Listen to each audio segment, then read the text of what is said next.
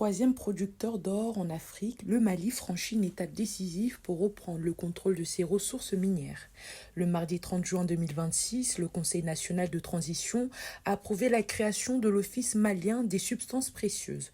Son objectif sera de mettre fin au désordre qui entoure l'exploitation artisanale de l'or et de renforcer la présence de l'État dans ce secteur stratégique. Le Conseil national de transition a adopté à l'unanimité, avec 120 voix, pour la création de cet organisme stratégique dans la régulation et le contrôle des minerais précieux du pays. Cette structure sera chargée de centraliser la commercialisation, de sécuriser les flux physiques et financiers, de constituer des réserves d'or, de promouvoir la transformation locale de l'or sur place et, in fine, de contribuer grandement à l'augmentation des recettes de notre pays. Placée sous la tutelle du ministère de l'Industrie et du Commerce, cette nouvelle structure est chargée de réguler et de centraliser la commercialisation de l'or et des autres substances précieuses. Elle vise également à renforcer le contrôle de l'État sur les ressources minières, à sécuriser les flux financiers et à lutter contre les circuits parallèles. La réforme cible en priorité l'or issu de l'orpaillage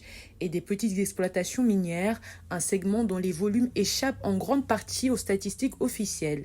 Le gouvernement avait justifié la création de cette structure par les écarts constatés entre les quantités d'or déclarées au Mali et celles enregistrées dans certains pays importateurs, révélateurs de sorties frauduleuses du métal précieux et des pertes de recettes pour les finances publiques. L'Office malien des substances précieuses, un organe très important dans la lutte contre l'orpaillage anarchique, la dégradation de nos forêts, commis par des acteurs étrangers en complicité avec des acteurs locaux. Avec la création de cet office, Bamako affiche une ambition claire, faire de l'or, pilier traditionnel de l'économie malienne, un moteur plus efficace de son développement national.